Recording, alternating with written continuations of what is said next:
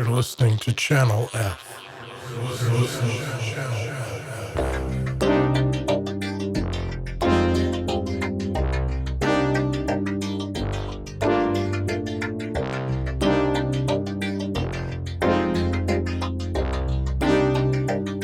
On this episode,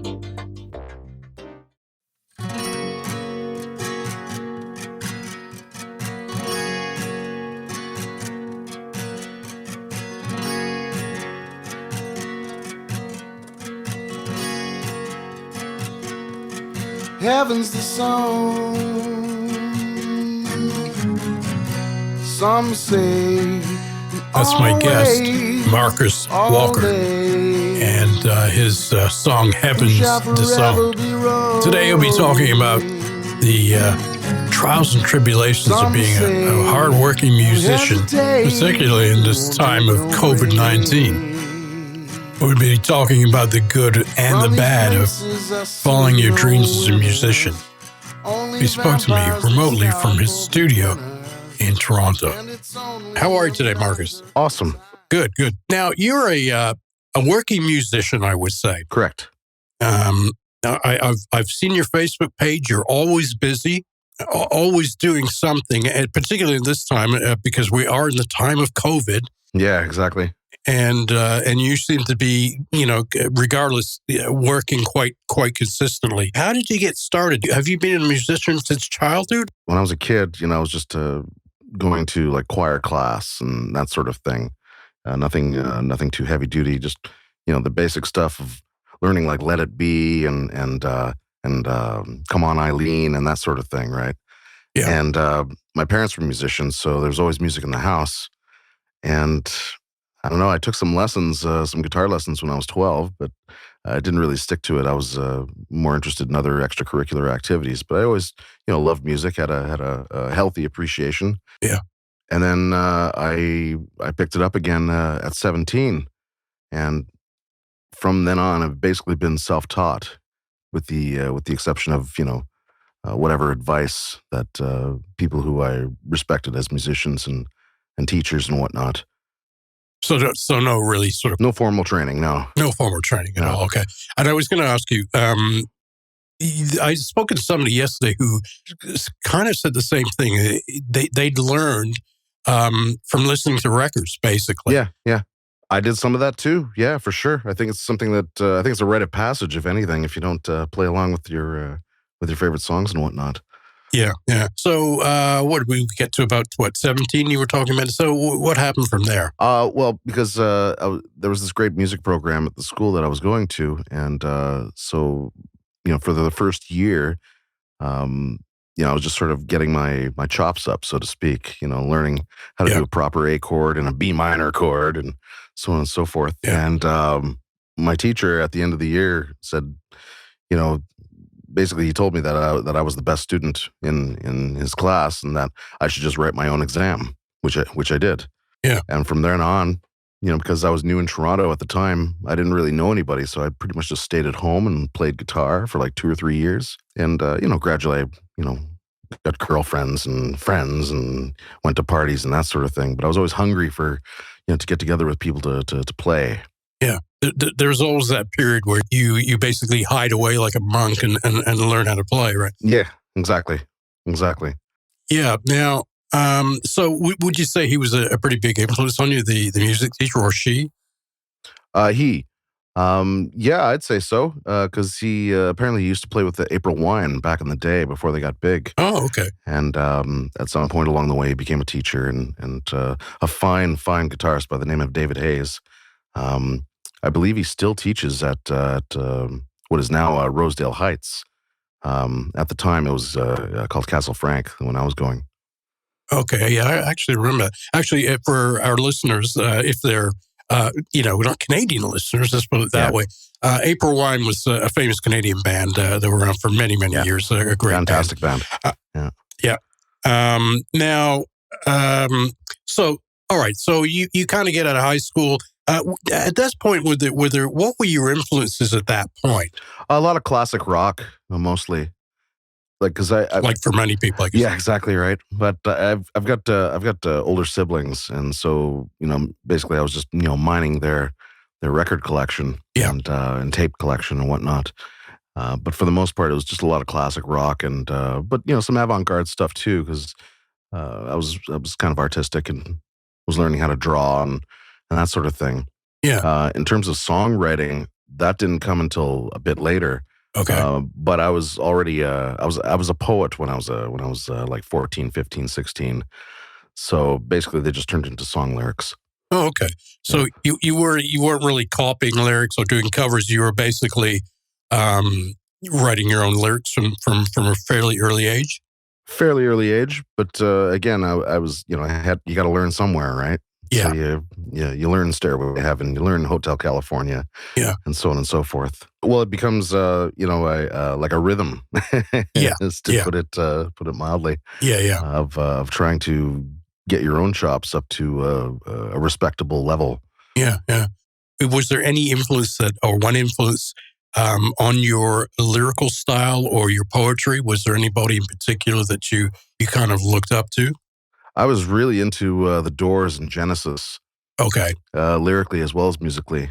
Okay. And so they, I would say that they, those two bands in particular highly influenced me. Now, was that pre-Collins? Pre-Collins, yeah, the Peter Gabriel era. That's my Lamb Lies Down Broadway is my favorite Genesis album. It's such a good album. Yeah, I like the Selling England by the Pound, but I do like that one. Yeah, for sure. Now, so I've listened to your music, and to be honest with you, I find it a little hard to categorize. It's not really folk; it's more like folk rock. Exactly. I was just going to say, yeah. Yeah, is that how you would categorize your music if you were going to categorize it? I mean, I hate doing that, but yeah, I hear you. Yeah. These days you kind of have to have a sort of label, right? Absolutely. I used to categorize it as folk rock jazz fusion, but it's really more folk rock when I think about it. Okay. Because there's not too much of the jazz or fusion-y stuff in there. It might be the occasional jazz chord, but yeah. And I used to write some pretty complicated songs back in the time, like when I was, still learning and whatnot. So compositionally complex is that what you're saying, like the structure? Exactly, yeah. So you listen to jazz too. Any influences there in terms of, or fusion? What were there any influences there? My favorite band of all time is the Mahavishnu Orchestra. Okay. John McLaughlin. And yeah, exactly.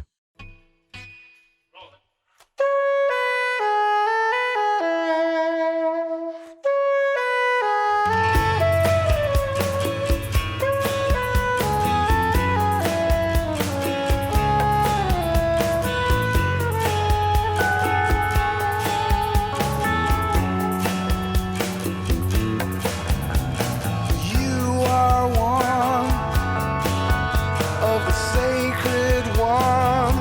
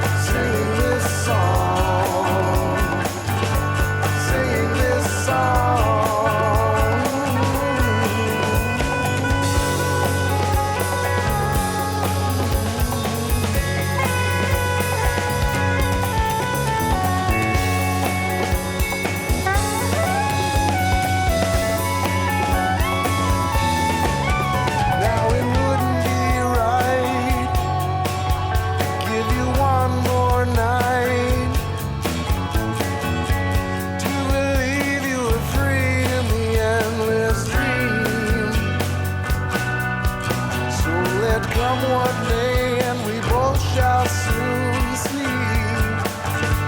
Soon we'll see. Soon we'll see. Soon we'll see. Yeah.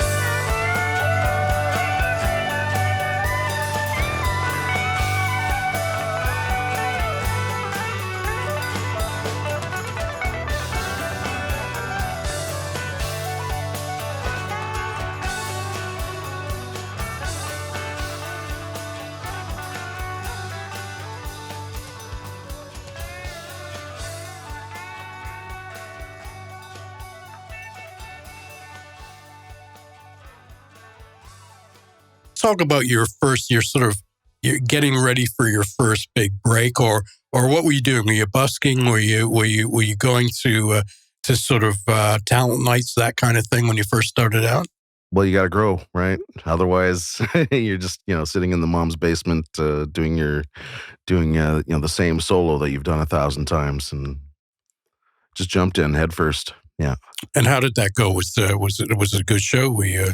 It was, there were some struggles here and there because I was still a kid, I was still trying to figure out what I was doing as a this whole idea of becoming a quote unquote professional musician, where you can actually get paid and make a living off of this kind of, when you have all this, what's the word for it? When something has like cliches, all the cliches of being a musician, Yeah.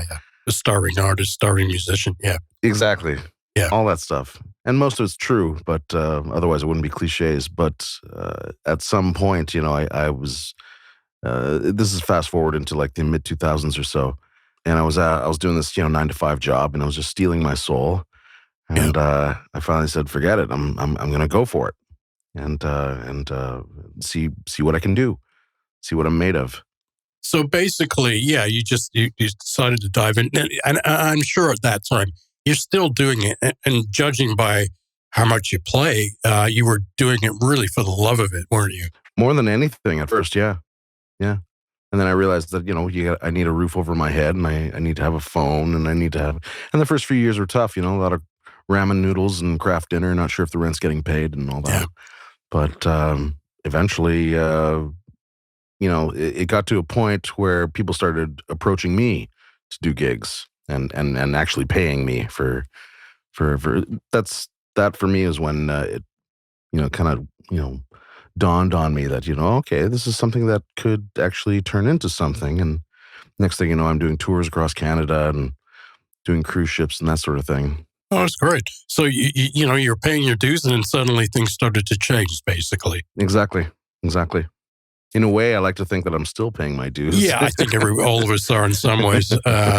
Yeah. So basically, you started playing the circuit. Is that correct? The kind of folk rock circuit. How did that go? At that time, it was like whatever gig you can get your hands on, because there was a lot of places to play and a lot of musicians, who were way, way better than me. Yeah. And I remember one particular time I called up the Horseshoe. This is about 96 or 97. And asked them, hey, you wouldn't have to have like a Friday or Saturday night open, would you? You took the chance. Well, I mean, what's the worst they can, all he can do is just say no, right? Yeah. And which he did, of course. Yeah. Yeah. Well, I mean, so your first gig was at it was an open stage. Sorry, what was the name of it again? Sort of got my, playing in front of an audience chops from the open mics. But my first actual gig was in 1990 at a place called Dave's Pizzeria up on St. Clair.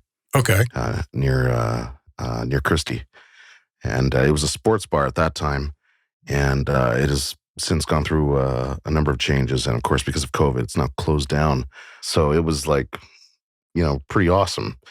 Just to play in front of an audience that came to see us, and I'm still friends with a couple of the people in the band. We were called Wipeout because we didn't have a name for the band. We just somehow the gig fell into our lap, and what should we call ourselves? I don't know. Yeah, that's usually how it goes, right? Exactly. So it was like a 3-piece or a quartet, or it was a core 3-piece and a singer, basically. Okay. Yeah, that would come in for supplemental songs. Okay. So that was your first big gig, in a sense, or a little gig. Yeah, exactly. Yeah. Not to sound cliche, but I've just been more vocals and melodies, please.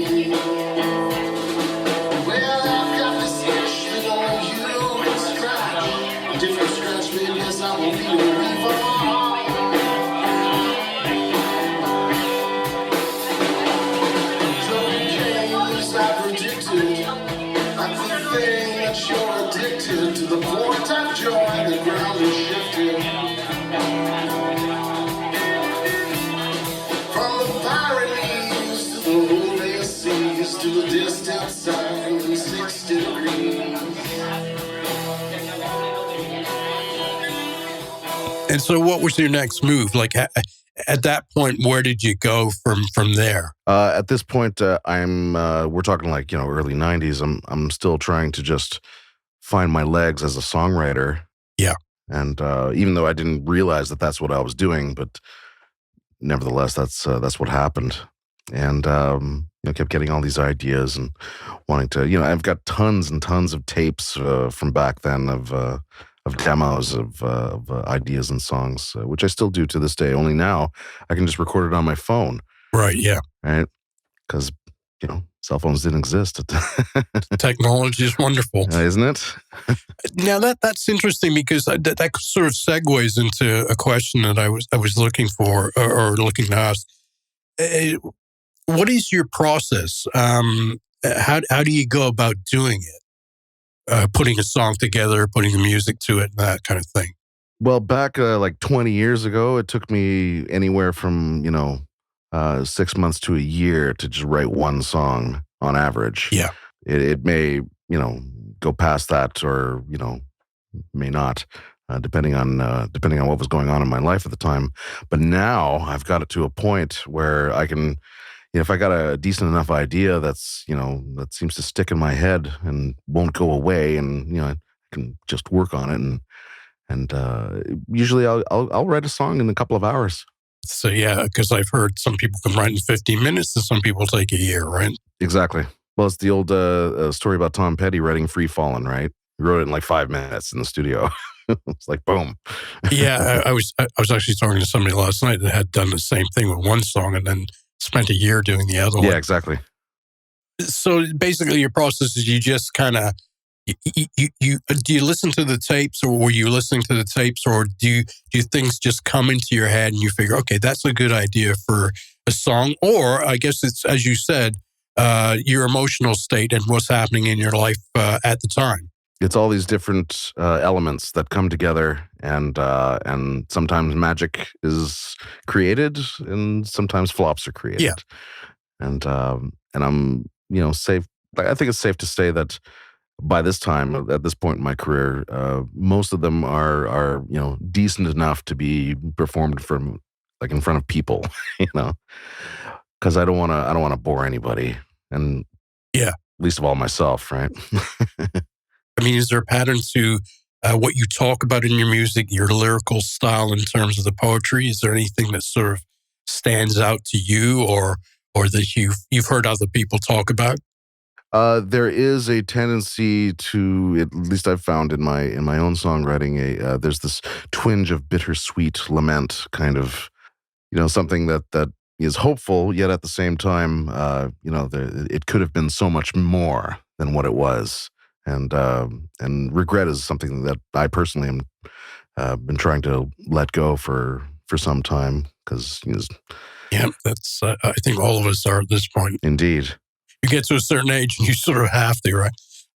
Yeah, exactly. So you're telling me you're an old romantic? Is that what you're saying? Yeah, sure. Why not? I'll take it. It's good. It's a good place to be. It is. Well, also, I'm like I'm a bit of a reader, and I love reading about stuff in the medieval times and that sort of thing. Okay. While I'm not while I don't subscribe to any religious dogma or anything like that, yeah, there is a certain romanticism that I have when it comes to reading about the Knights Templar or 13th century France and so there's a certain fascination that you have with faith and ritual. Is that what you're saying? Actually, that's a good way of putting it. Yeah.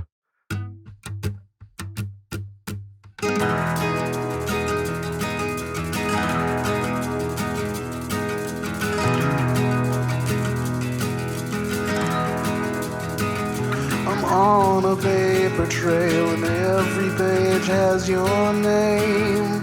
No surprise that your miners have all caved.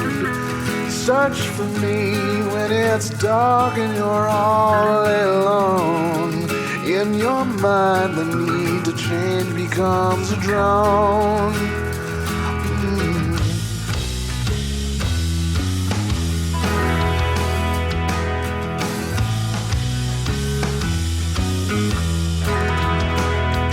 Every ship at sea needs a sail.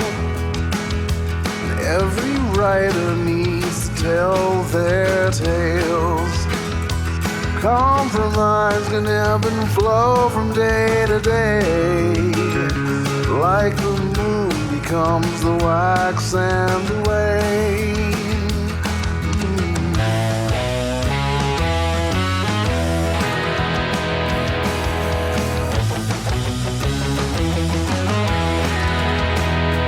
Won't you make me come back? Make me come back. Make me come back. Won't you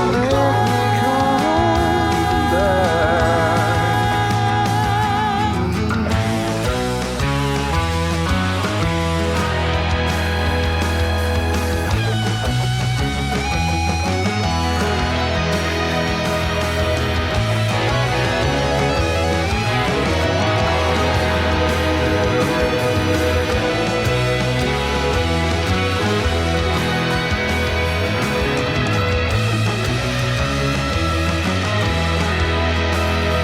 Won't you make me come back?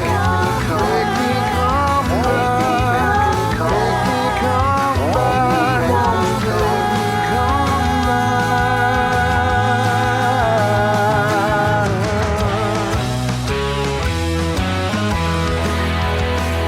Won't you make me come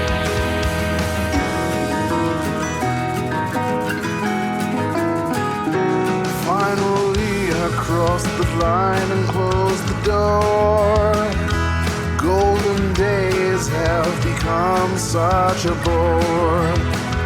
My heart decides if I'm to be or not to be. Take my words, you wouldn't wanna be me. You can be you. And the hell you say when you become so stern. The hardest part is shaking off the curse. And the meaning comes as horse and carriage drawn. Dark become the dawn. Then we'll see the dark become the dawn. Then we'll see the dark become the dawn.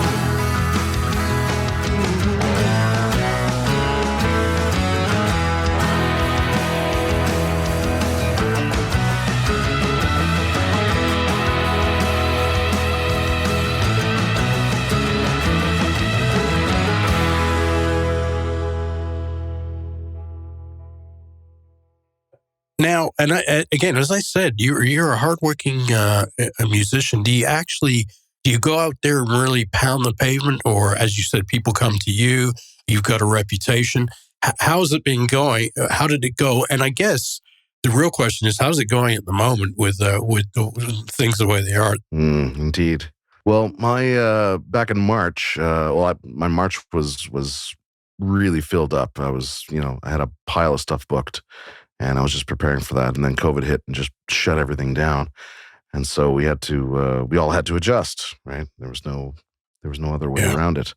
And in terms of actually getting out and playing, it was non-existent because, bars were shut down and that sort of thing. So really at this point in the past 6 or 7 months, I'd say I've only really done a handful of gigs, probably less than I would do under normal circumstances within a month, for example.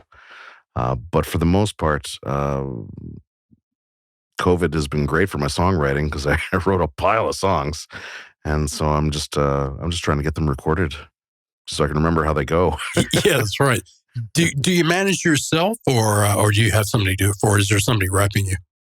No, I manage myself. I'm too independent for that. So I mean, I suppose if I got to a certain level, and where it would warrant hiring somebody to take care of that end, because I would rather just focus on being an artist rather than having to do all this business stuff. Yeah. So you make the calls, take the calls, that kind of thing. Exactly. And I was going to say that even before COVID, did you notice that there was because I mean, and I have to again just to bring this to the attention of the listeners, we're talking from Toronto. We're speaking in Toronto. And Toronto lately has suffered the same problem as many venues, and I'm sure many cities around the globe, of a decline in places to play. Even before COVID, musical venues, live music venues. Did you find that in the last couple of years? I did notice when I was touring across Canada like 10 years ago that there was this gradual shift economically for people who want to go out and spend money and see a live band. Yeah. And that aspect is like the aspect of going out to experience something you've never experienced before, or to just experience art in general. I found that the small towns are just dying. Yeah. And the kids don't want to take care of mom and dad's family farm or whatever. And because they've been bought and sold by these cell phones that flip pancakes, right? Yeah.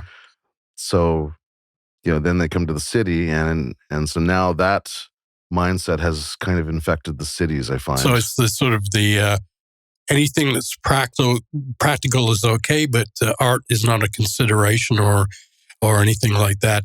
Well, I mean, there is music that's being sold, but it generally tends to be pretty sort of mainstream, I would have to say. Well, if you want to call it mainstream, sure, but it's mostly I find the quality is just about making money. It's not about necessarily making art. Yeah, I'm being polite there. So you found that over the years there has been a sort of steady decline, and Steady, yeah, for sure. And I was actually going to ask you: is it just confined to major cities or cities? But you're saying it's actually happens in small towns as well. Absolutely. Well, because say for example, you're in like Marathon, Ontario, for example. Yeah. There's one bar, and if you're a traveling band, you'll probably play it on a Tuesday or a Thursday, but never on a weekend. You'll want that for a big city, unless there's no choice, unless you can't avoid it. But for the most part, there was a time where everybody in town would show up. Yeah. And I found that it was going the opposite direction in the latter touring days. And I guess, Ontario, those places were the lifeblood of a lot of small touring bands, right? I mean, you got it. For everybody, rock and roll, folk, you name it. It was, and so you're finding that there are less and less of these places, or they're being turned into like bar and grills kind of thing. Well, Terrace Bay, for example, is a classic example. Like they had I can't remember what the big thing was there. I think there was a mine there. Okay. And but it closed down, and so the town just gradually died. Yeah. And it's still around. It's great for fishing and vacation spot kind of thing, but it's certainly not the population that it used to have. The thing is, I love that drive around Lake Superior from Sault Ste. Marie to Thunder Bay, and you have to stop in Thunder Bay. There's nothing else there, right? Yeah, I know. There's no escape, inescapable. And so when you went to a small town like Terrace Bay, on the way, it breaks up the tour quite nicely, right? Okay. Depending on where you're going. Like, say for example, you do say Friday Saturday situation. Sunday would typically be the day off, but you do a Friday and Saturday in Sudbury. You do the Monday in Sault Ste. Marie, probably at Lop Lops, if you're familiar with the place. No. And then you got to do that drive. Yeah, exactly. And then you do that drive around Superior to Thunder Bay, and having a Wednesday night or even a Thursday night at a place like that's at the halfway mark, say for example Terrace Bay or Wawa or wherever. It just breaks up the drive nicely, because when you're driving for like 11 hours, with a bunch of other sweaty guys, yeah, you start getting on each other's nerves. So you've been pretty far afield then. I've done cross Canada. I've done Europe. It's great. Okay. I love the road. I'm a bit of a road warrior, but it's not for everybody. Yeah, not everybody's meant to do that. So you're a well-traveled and seasoned musician in that sense. I would say so. Yes. Yeah. I mean, I haven't been everywhere. I'd love to go to South America, but I think politically right now it's not doing too good. So lots of memories and lots of visuals, I guess, in your mind. Absolutely. Does that sort of inform some of your writing? Does it have an influence on your writing and your lyrics? Well, everything does. Everything does, really. Yeah. When you think about it, even just sitting at a bus stop, and you see somebody walking by and they're talking on their cell phone. Even that can be, you can derive inspiration from even just the smallest things. A cup of coffee, for crying out. That could take you to all kinds of multiverses. If the imagination is sufficiently sated. Yeah. You mentioned that you played in Europe.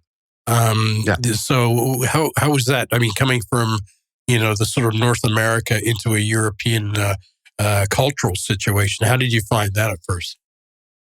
Generally, Europeans tend to be a lot more open-minded when it comes to artistic temperament. Yeah. Not as conservative as certain areas of North America. Definitely a looser feel, but also more about I don't know. I just find Europeans in general more lively. Yeah. They're not as arrogant. There's this, they have their own problems like any place else. But for the most part, I felt really at home in Europe, particularly Paris. Paris is my favorite city. Yeah, mine too. So less hang-ups in many ways then. Totally. Yeah. I mean, they've got their own hang-ups. Yeah. But Yeah. But when it comes to, being a live performer, whether it be in a bar or in a soft seater or even a stadium. I would imagine. There's just this cool factor that's a little more interesting, or you feel more at ease in that kind of environment. I feel more at ease. Yeah. So you mentioned Definitely. Paris, and of course that's sort of been the stop off for generations of North American musicians. For sure. How did you? In what way did you like Paris? How did you find it? Well, because I grew up in Montreal, Oh, okay. so there's that sort of French kind of connection, so to speak. Yeah. And And- people outside of Montreal don't really get that. No, they don't. No, they're too Quebecois in that sense. Yeah. And it's sort of for our listeners, Montreal is a very, I guess for lack of a better word, it's a fusion of European and North American cultural values and even the atmosphere. Totally. And it's I don't really know of any other city like it in North America. Maybe New Orleans, but Montreal's definitely got it. I agree wholeheartedly. So you spent time in Paris, and what was going on? Like, where did you play, and who did you hang out with? This was back in 2001, about a month after September 11th. Okay. And I was just backpacking. I was on vacation, and I needed it. Yeah. And I just found all these there was a variety of places to play. Yeah. Lots of venues. So I went to a lot. Okay. I'm not sure what it is now. I haven't been there in a few years, but I went to this one open mic that was really nothing more than just a glorified cafe. Yeah. And I was actually really surprised at the not just the amount of talent, but the quality of the talent. Yeah. I mean, these were people that you could listen to, just doing your dishes or hanging out with your friends and that sort of thing, and they're just hanging out there playing acoustic guitars, and really good players.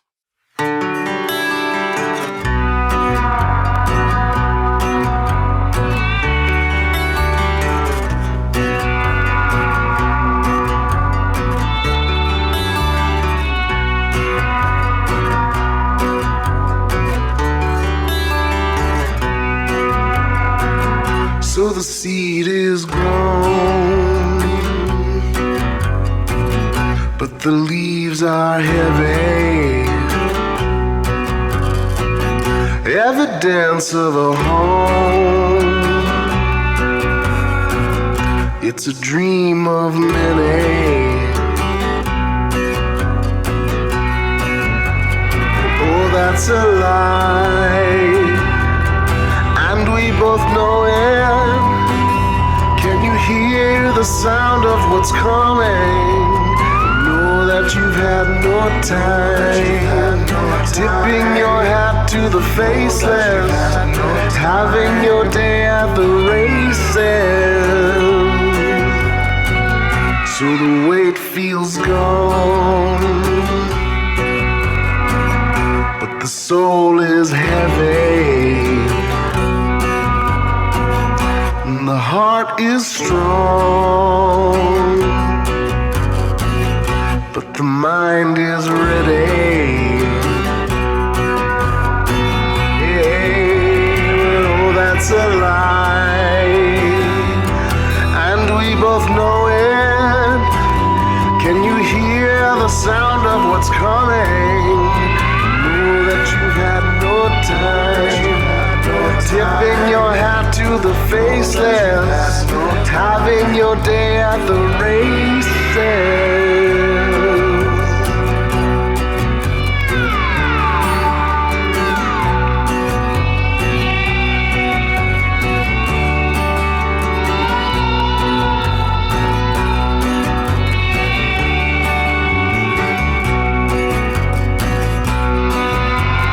Oh, that's a lie, and we both know it.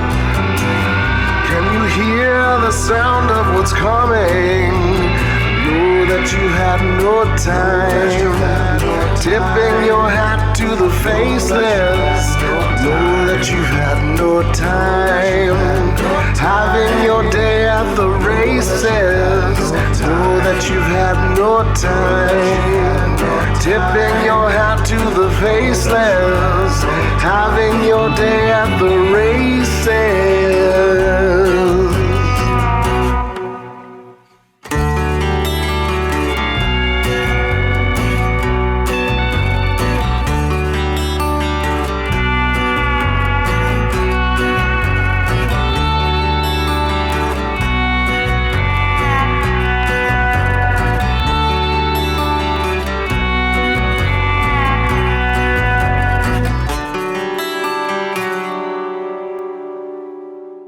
So you were in Paris, a great place to play. And where else did you go in Europe? Lübeck, Germany. Okay. Berlin, Rome. I have some questions for you. How did you find Berlin? I loved it. Yeah. I loved Berlin. Yeah, fantastic. But I mean, I would have loved to have been there, before the war. Yeah. Before the war's up. Yeah. And just to see, because there's some old, I don't know if you're familiar with this website called archive.org. No. Fantastic stuff on there. Okay. And I came across one where it's basically some guy on a streetcar with like a shooting the film essentially. Yeah. Just before World War I. Okay. And they're just going through the streets, and people are jaywalking like crazy, and they're driving these old European versions of Model Ts, and just amazing, and the styles of dress, and and it's really not that different from what it is now, right? It's just people living their lives, doing their thing, and enjoying, or maybe not enjoying, depending on what their life circumstances were. It's always been a creative city, that's for sure. There's always been a really vibrant subculture. So then you how did you find Rome? Oh, I love Rome. Yeah. Rome's awesome. Yeah, no, it really is. Truly, when they talk about a place that's alive, there are very few places like that. I found St. Petersburg, Russia, like that. Yeah. Montreal's like that. Yeah. Toronto too, to a certain extent. New York, LA, definitely Rome is one of these places that is like everybody should go to Rome at some point. Yeah, a lot of people don't. They hear about the tourist part, but Rome itself, once you get past the tourism, is a pretty exciting city and a very ancient city. Absolutely. All right, so you toured Europe. You came back. Yes, and now you've mentioned a few cities in North America. You've been sort of the American route as well, have you? No, I've never played in the U.S. Oh, okay. Just in Canada. The U.S. has been a little scary for the past little while. Yeah. So I'm kind of avoiding it for the time being. Yeah. That brings me to another point, actually, that I was going to ask. You're a person of color, as am I. And indeed. Did you ever in all the time that you were playing and through your artistic life, have you ever come across anything that sort of racism that hinders you or being sort of? Oh yeah, for sure. Okay, of course. Yeah. So yeah. And I would be surprised if I didn't. Okay. and so where is that? I guess sort of the usual suspects, but where did this take place? For the most part. Oh God, we're talking about a lot of instances. It's hard to kind of pick a one, but basically the general scenario would go something like this: like I'd be trying to get a gig at some place, for example, and the owner wants to hear what I sound like and that sort of thing. So I'll send him recordings, and he'll be like, "Oh yeah, okay, it's not bad." Sure, I'll book you, right? And so we agree on a price. I do the gig, and then he doesn't want to pay me, right? Because either nobody showed up or whatever excuse that he uses. Yeah. But you can just tell by the look in the eye. Yeah. And there's a certain the attitude. It's the attitude and the sheen of contempt. Yeah. In their eyes. Yeah. You can, and this is something that people of color recognize very early. Yep. It's just this, why does this person not like me? Yeah. And it's hard trying to I've done nothing to them. Yeah. Exactly. It's hard trying to explain that to people who are not of color, because they kind of think, well, that sounds a bit strange. But if you've never faced it, you won't know what it looks like. Exactly. And so from that point of view, it did hinder you, did it?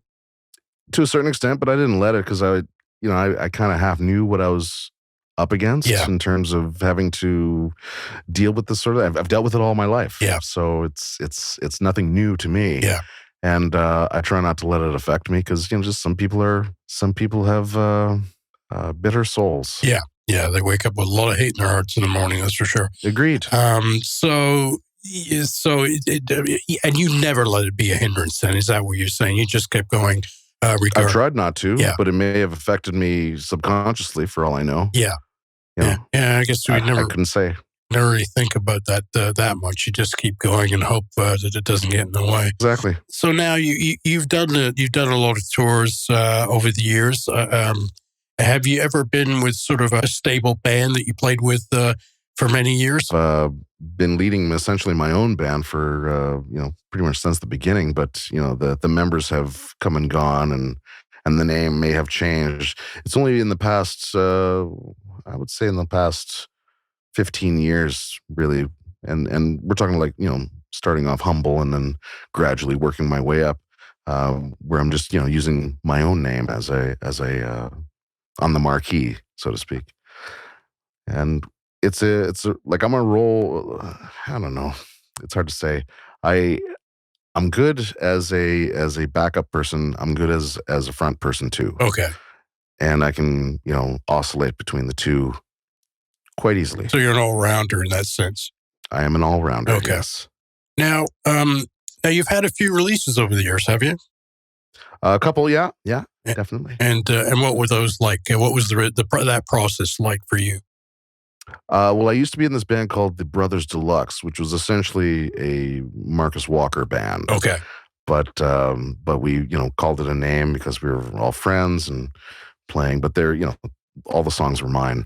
I just wondered if your process was different than, say, playing in front of a club. Was there any difference in terms of learning how to get to understanding recording and understanding your role in it? Well, because I'm an artist, right? I'm not really much of a technician. Yeah. But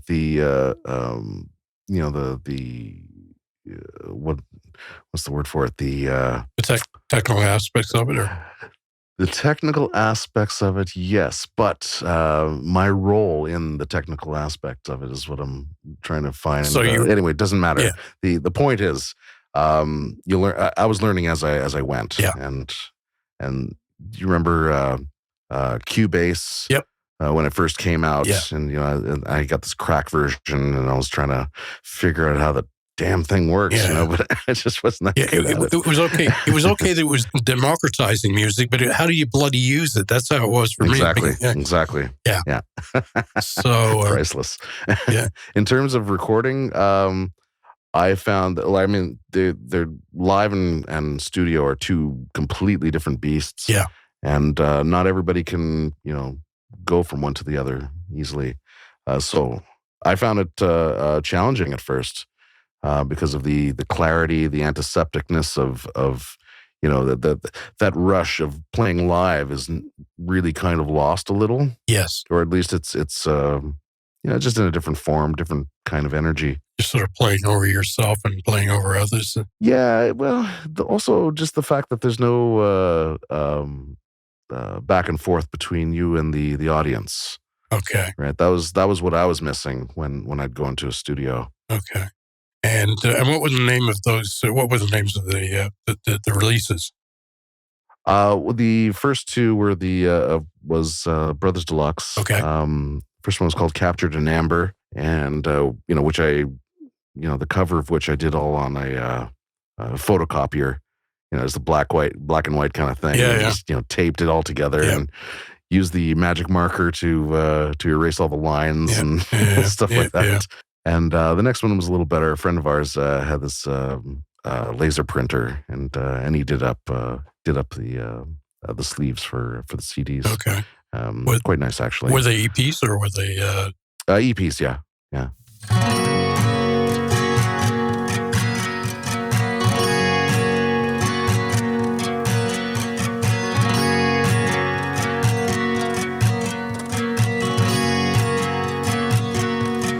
Heaven's the song Some say always, all day, shall forever be roaming.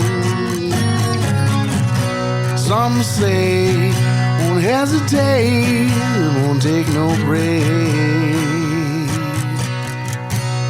From these places I see no winners, only vampires that scout for beginners.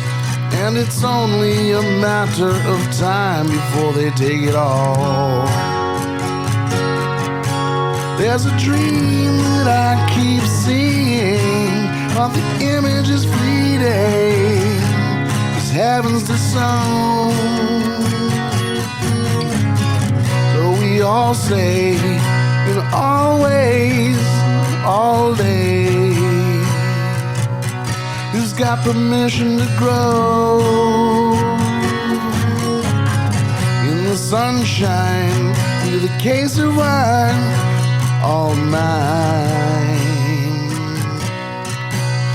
There's fail-safe measures in place, a kind of laying in state.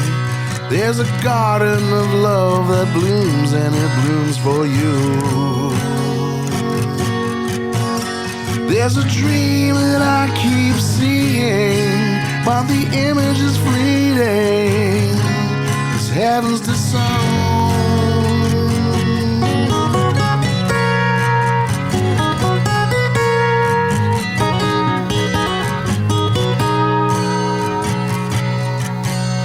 There's fail-safe measures in place, a kind of laying in state. There's a garden of love that blooms, and it blooms with you. There's a dream that I keep seeing, but the image is fleeting, 'cause heaven's the song. So we all say, and always, all day, and always, all day, and always, all day. Now, what I find interesting is that you talk about the difference between. It sounds to me like you really appreciate having a crowd. You love being in front of an audience. Some people don't, that's for sure, but you do. So, and why is that? I'm a Leo. Okay. Also, it's the back and forth between the audience and the performers. That's what I love most. Okay. And the fact that somebody who's never heard of us, suddenly becomes a fan because they saw us one night in a club, and maybe we were playing good. Yeah. And they want to hear more. Yeah. And that for me that's when I know that my work is done, kind of thing, right? It's not done really, but you know what I mean. I've done my job because I aspire to inspire. Yes. Okay. That's a good way to look at it. Now, I've noticed from your Facebook page and seen on some of the actually I've seen you play. You have a number of instruments that you play with, but one in particular really stands out. You were telling me recently. Yes, the craviola. The craviola. Yeah, it's basically a design from a South American guitarist named Paulino Noriega, and the local company named Giannini, which is still in existence today, endorsed him. And so what happened was back in 1989 or 1990 or so, my girlfriend and I were in a bookstore. That one on Yonge Street, just north of Wellesley, if you're familiar with it. What was it? I think it's called Davies Book City. Book City. Yeah, I think you're right. I know Book City very well. There you go. So we were there, and I came across this pictorial book on Led Zeppelin. And I'm a huge Zeppelin fan, and I hadn't. I considered myself, a super fan, and knew how to spot the era just based on the clothes that they were wearing and that sort of thing, right? And but in this particular book, I was seeing photographs that I'd never seen before. I was like, oh my God, I got to have this book. And I randomly came across this one picture of Jimmy Page playing a craviola. This was probably around 71, Stairway to Heaven era. And Okay. I was like, wow, what is that? I've never seen anything like that. I totally want one. So fast Yeah. forward to 2014, and some guy had posted that he was selling one on Craigslist, and Okay. so I immediately messaged him, went out to see him, and he was this older guy. He and his wife are uh, retirees now, and the kids are grown up, and we had a nice Yeah. polite conversation with coffee and cookies, and Yeah. Sounds really nice. nice guy. And he told me that he was selling it for a friend who used to own a music store, Okay. and he lived out in like Okay. Leslie and York Mills, so it was a bit of a jaunt, but totally worth it, right? Yeah. And so basically, he told me that this guitar had been sitting basically in its case since the 80s. Wow. Like the guy had closed down the shop in like 82 or 83, and basically everything was Yeah. just in storage all that time. And so I said, how much? He said, $200. Oh my I said, goodness. sold. Yeah. It's like you're at a garage Totally. sale, and wow. Yeah. And what's so special about this particular make or this particular guitar? Well, for one thing, it's a Vantage, so it's essentially a lawsuit guitar. And Okay. I tried to look it up on the internet, can't find a damn thing about it. It's as if it never even existed. Hmm. But it says made in Japan, and I wouldn't be surprised that if it was a Matsumuku, which is the Okay. if you're familiar with the story of no, okay. No. So the lawsuit guitars were basically these copies of Les Pauls and Fenders and stuff like Right. that. Right. And, Okay. Yeah. and then Yeah. they were starting to turn out better than the originals. So Yeah. I heard that. anyway, some of them are actually quite well made. And this one particular factory in Matsumuku, Japan, was the source of this. They're called Uncle Mats for those who are like doing slang. And Yeah. so I could be wrong. Maybe it's from Okinawa, maybe it's from Sapporo. I don't know, but I have a Yeah. feeling that it's a Matsumuko. Okay. Yeah. So they were basically knockoffs, and there was litigation in regards Exactly. to yeah. Yeah. Okay. So the making of it and so forth. So you picked up the guitar, and you've loved it ever Loved it since. ever I take since. it. Yeah, yeah. Yeah. And Yeah.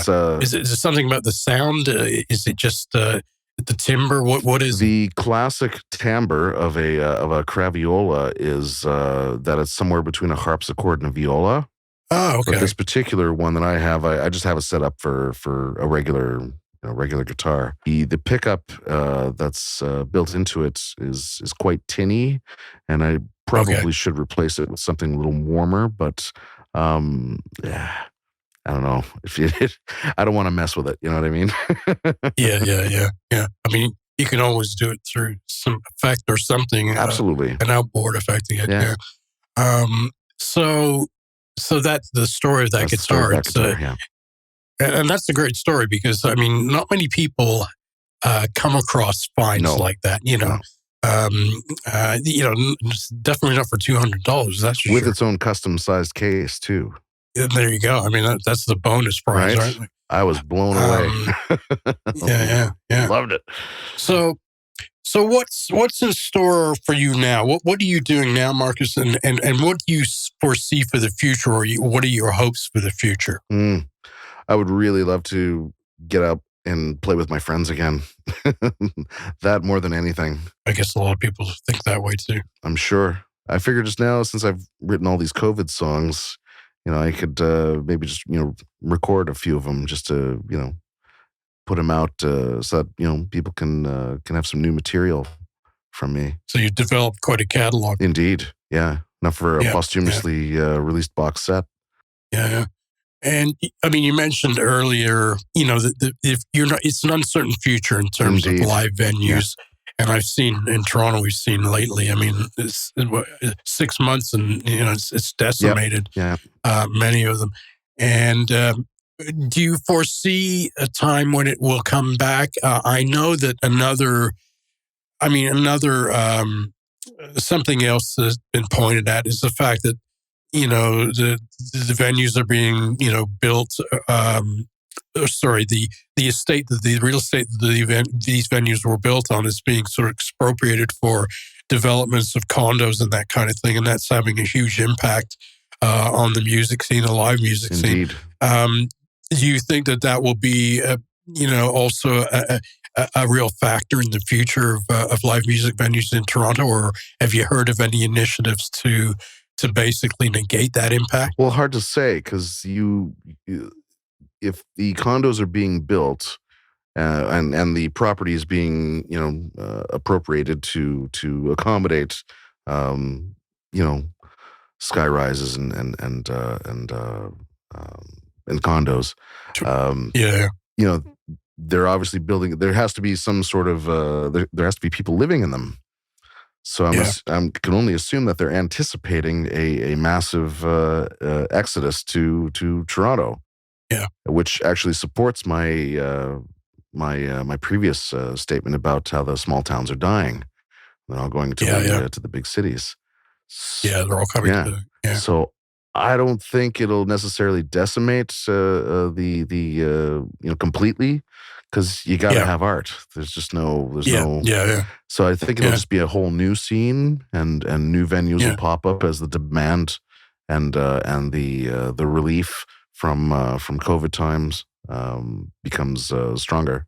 In terms of your audience, were you noticing that there was a little bit of a difference, that they may have been, they are these condo dwellers, and do you see little places opening up around those areas that target people who live in condos? Well, not so much target, but just as there's an influx, there's a population increase, obviously, and if you walk down Bathurst down to the end to the lakeshore, there's a lot of dead space in between there, and you wonder if there's anybody. And there's a huge concentration of population along there now. Sort of below Queen, as it were, and east and west. And so you wonder, is there anything happening there, or are they just sort of going to the pub and having a beer? Likely just going to the pub and having a beer. The problem I find is that the rent is through the roof, right? Yeah. So how do you pay for a 1-bedroom apartment that's like $2,700 a month? Like, how do you pay for that? I don't know anybody who can afford that. Yeah. So there's no disposable income, as it were. Exactly. Yeah. Most of their income's going towards paying their rent and whatever amenities they need.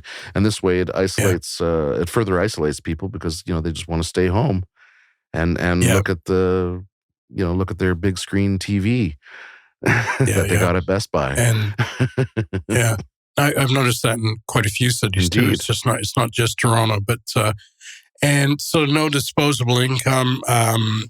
That's a real shame in many ways, because it really has, it really has an impact on the arts, all kinds, and on people. Yeah, and on people. Yeah, no, absolutely. Like, what kind of life are you living if all you're doing is just going to work and coming home? That isn't a life. No, you're absolutely right. I mean, you've got to have some kind of outlet. And as you said, the outlet can't be the flat screen TV. I know that I've heard that the city's they've taken some initiatives or starting some initiatives to encourage live music. Have you heard anything about that? I mean, Tory was talking about it a while ago, and John Tory's the mayor of Toronto, by the way. I heard a few things, but nothing sort of carved in stone. Have you heard anything? Until this whole COVID thing gets relatively squashed. Yeah, and people are free to go out without a mask or any of the usual things that we used to do pre-March. Yeah. I don't think it's gonna. I can't see it being a viable thing. Yeah. I like the idea of the drive-in concerts. Yes, that was a great idea. Mm-hmm. So in some ways you would say you're optimistic about the future, in other ways not, but you're optimistic for music and your music in general. I do it because I love to do it, and it's what gives me life. Other people have other ideas about what it is to be alive, and I won't stand in their way for them to get what they want. If I can help them along along the way, that'd be great. And, then it becomes a win-win. They scratch my back, I scratch theirs. Yeah. And you're not lying down. You're just sort of lying down and taking it. You're out there actively trying to get live gigs. In what it looks like many of the places that you were talking about, where these people go to have a beer kind of thing. Is that sort of next step for you? Until COVID goes away, I see really no other option. And winter, of course, is going to probably further decimate any businesses, particularly independent businesses that are trying to survive amid these strange times. After that, I'm not sure what kind of world we're going to be living in, by next fall. Well, listen, I want to end on an optimistic note. Is there anything that you wanted to talk about in terms of your optimism for the future? Yes. For one thing, music will always be an important part of people's lives. I think I can't see it going away like the dodo. It's not going to happen. I mean, eventually, I think we'll start getting these chips into the cheeks of our hands, and then we can download whatever we want through that. And who knows? It might even go Matrix style. But the bottom line is, life is what's driving the bus here. And not enough people, I feel, are really tapped into this aspect of life and living, and being vibrant, and for the most part, I can't see the human spirit being crushed that easily. So I think this is just a temporary trip in the walkabout. Yeah. So it's a positive outlook in your mind that somewhere, I mean, it might not look the way that everybody wants it to. It may not be utopia, but as far as the music scene is concerned, you're pretty optimistic about it. I think it's just a matter of time. Once it comes back, it'll come back full force and probably triple in size in a very short time. Okay. Well, listen, on that note, we'll end on a positive note. I want to thank my guest today, Marcus Walker, and he is a local musician and has been far afield, talking about his life as a musician and really the state of musical venues in Toronto at this point. I want to thank you very much for your time today, Marcus. Thank you so much. A pleasure. Thank you. Have a good night. You too, man. Bye-bye. Bye-bye.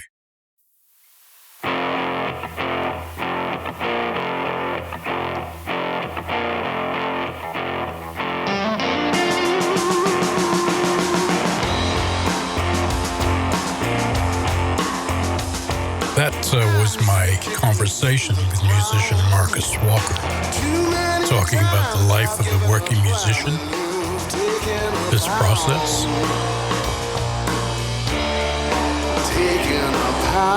and the trials and tribulations of being a working musician in the time of COVID.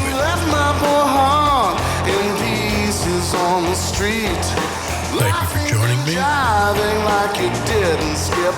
we'll see you the next time on Channel N.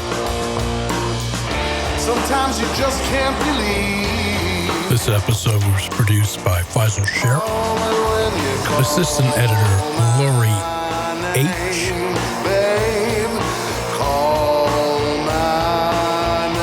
sound design by Faisal Sher, music provided with kind permission by Marcus Walker, additional music by M.E. This has been a Channel F production. You've been listening to Channel F.